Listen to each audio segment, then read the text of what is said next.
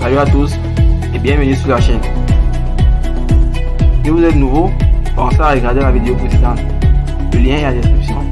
Abonnez-vous et pensez à partager la vidéo sur les réseaux sociaux. Cela nous aide pour le référencement de la vidéo. Comme vous le savez, sur la chaîne nous touchons à presque tous les domaines afin de vous donner un contenu diversifié. Et aujourd'hui, je vais vous apprendre à commander n'importe quel appareil électronique ou électrique depuis votre smartphone.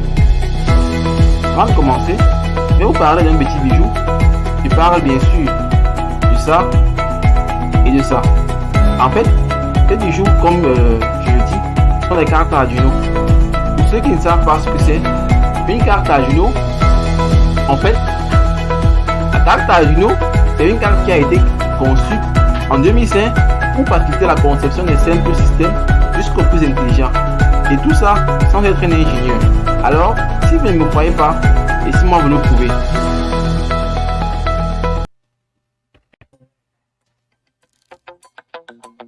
Un petit robot? Une imprimante 3D? Ou encore ce drôle de serpent à roulettes? Tous ces objets ne sont pas les produits d'une industrie high-tech. Non, ils sont faits à la maison par des bidouilleurs de tous les âges. Les ingénieurs en électronique n'ont qu'à bien se tenir. C'est maintenant un jeu d'enfant de créer des objets intelligents grâce à un circuit imprimé révolutionnaire et qui coûte moins de 20 €. C'est la carte Arduino.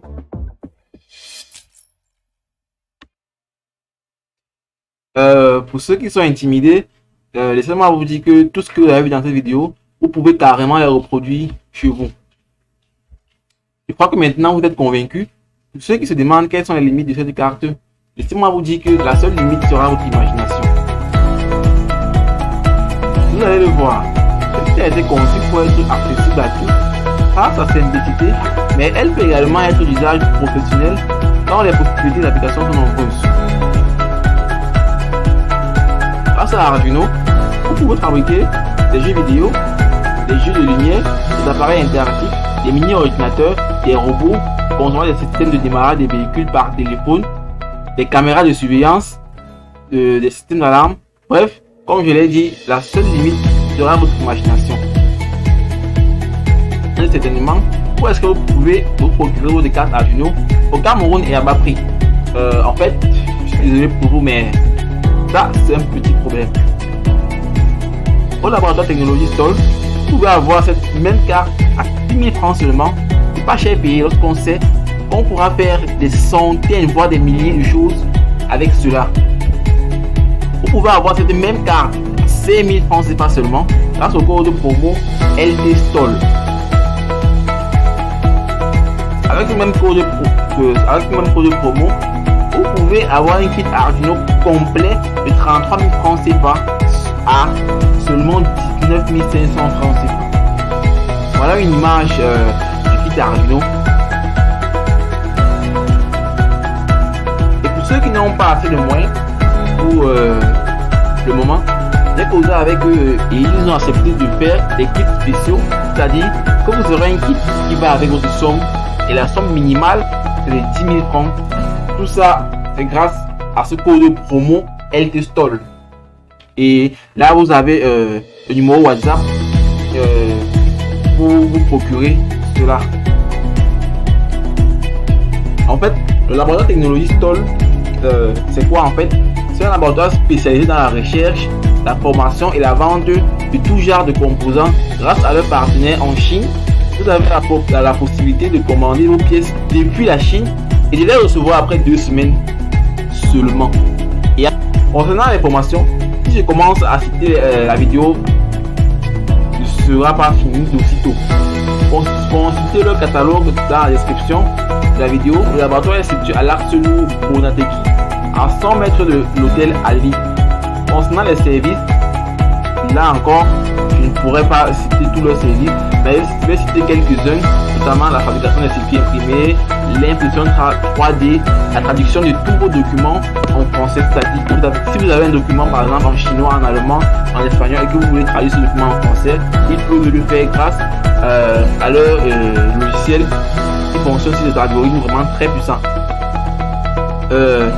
Ils vous accompagnent dans la réalisation de vos projets de BTS licence et de fin d'études. C'est-à-dire que si vous êtes un étudiant en BTS, en licence ou en master et que vous voulez réaliser des systèmes, vous pouvez toujours rencontrer le laboratoire pour vous aider parce qu'il possède des équipements, notamment les oscilloscopes, les GBF et autres. En fait, bon, on va s'arrêter là pour le laboratoire et maintenant passons aux choses sérieuses. Pour programmer une carte Arduino, il nous faut l'IDE Arduino. Ne vous inquiétez pas, elle est gratuite et open source. Et une fois que vous avez cliqué sur le lien dans la description, nous allons nous retrouver sur le site officiel d'Arduino afin de télécharger l'IDE. Vous cliquez sur Software là. Et puis, vous allez télécharger la version qui vous convient en fonction de votre système d'exploitation. Si vous êtes sur Windows, vous allez choisir votre version de Windows. Si vous êtes sur Linux, même chose, sur macOS. Moi, je suis sur Windows, je suis là. Et là, on vous demande de faire un don et télécharger ensuite. Et de télécharger simplement. Nous voulons télécharger. On va cliquer sur juste download. Et dès que c'est cliqué, le téléchargement se lancera automatiquement. Vous installez l'IDE et on se retrouve là-dessus. On se retrouve sur l'IDE Arduino. Cette IDE est tellement facile à prendre en charge que même un enfant de 10 ans peut l'utiliser sans problème. Là, nous avons des onglets, fichiers, édition, croquis et outils. Nous allons aller dans outils, sélectionner le port sur lequel notre carte Arduino est connectée. Pour ceux qui ne savent pas comment regarder cela, vous vous rendez dans le menu démarrer, faites un clic droit, cliquez sur gestion des périphériques. Et là, on atterrit là. Cliquez sur Home port là. Et là, vous voyez Arduino Uno Pomme 3. Vous remettez Arduino Uno Pomme 3. Maintenant, nous devons spécifier le type de carte que nous utilisons. Pour moi, pour notre tutoriel, j'utilisais une carte Arduino Uno. Et pour ceux qui utiliseront une Nano, ils pourront sur une Nano. En fait, la seule différence se trouvera au niveau de la programmation. Mais cela est carrément géré par le logiciel Uno. Et ensuite, ce bouton nous permet de vérifier qu'il n'y a aucune erreur dans notre code. On clique là pour vérifier. Ce bouton permet de créer un nouveau fichier. Pas besoin pour le moment. Là, c'est pour ouvrir un fichier déjà existant sur l'appareil. Comme vous le voyez, je n'ai aucune erreur sur mon code. Dans mon code, on dit que le croquis utilise 1770 octets, donc 5% de l'espace de stockage du programme. En fait, la carte Arduino possède environ 2256 octets de mémoire, et là nous n'utilisons que 1770 octets, ce qui représente 5% de la mémoire. Les mathématiciens peuvent calculer cela. Bon, je vous explique le code. Là, on définit l'ampoule comme étant branchée sur le pin 7 de la carte Arduino. Charlie, cette variable li qui est de type char va recevoir toutes les infos envoyées depuis notre téléphone. Je rappelle que c'est soit un Android, soit un iPhone, soit un système Android, soit un iPhone. Les troncs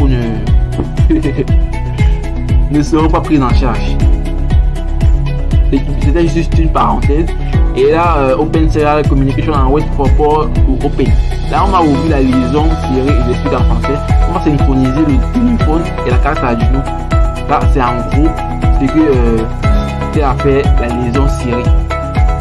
Là, on va définir l'ampoule en sortie. Ça veut dire que la carte Arduino va débiter une tension de 5 volts et de 50 mA maximum sur son pin 7.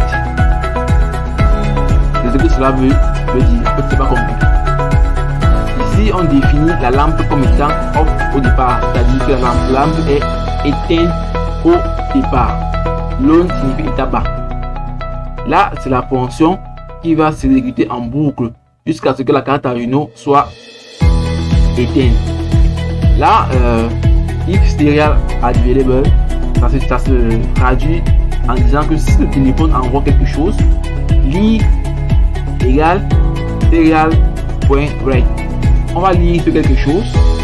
Si on reçoit 1, on allume la lampe. Si on reçoit 0, on éteint la lampe. I signifie état haut, qui signifie état allumé. Là, le bouton de déverser, clique dessus pour envoyer notre code vers de carte Arduino, Uno ou Nano.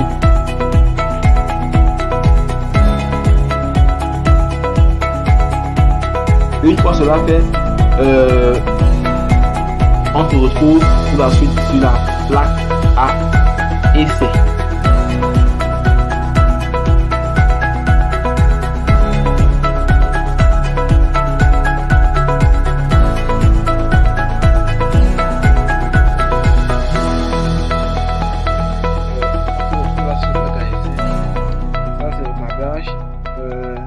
Vous avez vu, là c'est le pin 7 et sur lequel j'ai branché la LED. Le câblage est assez simple. Ça c'est l'alimentation et ça c'est le module Bluetooth qui me permet de commander mes appareils à distance. La distance varie entre 0 et environ 5 mètres. Et en fonction du module qu'on utilise, la distance peut augmenter. Une fois que vous avez téléchargé l'application, vous vous rendez juste sur votre Android, vous entrez dans l'application, vous vérifiez les paramètres et vous pouvez maintenant allumer ou éteindre votre LED. Sachez que ce même montage peut être utilisé sur du 220 volts ou sur du 12 volts. Mercredi, je publierai une nouvelle vidéo vous montrant comment utiliser ce même système sur du 220 volts ou du 12 volts. Alors, abonnez-vous et activez la cloche de notification pour ne rien rater. Et aussi, dans la plupart de mes vidéos, je serai en partenariat avec des entreprises locaux. Et vous aurez accès à des codes promotionnels donnant droit à des articles chers à un prix réduit grâce aux codes qui seront dans la vidéo. Si vous avez des questions, n'hésitez pas à me le faire part dans les commentaires. Et s'il y a un truc qui vous a plu et qui ne vous a pas plu, n'hésitez pas toujours à me le faire part dans les commentaires. Je vous dis à bientôt et n'oubliez pas que tout ça se passe au Cameroun.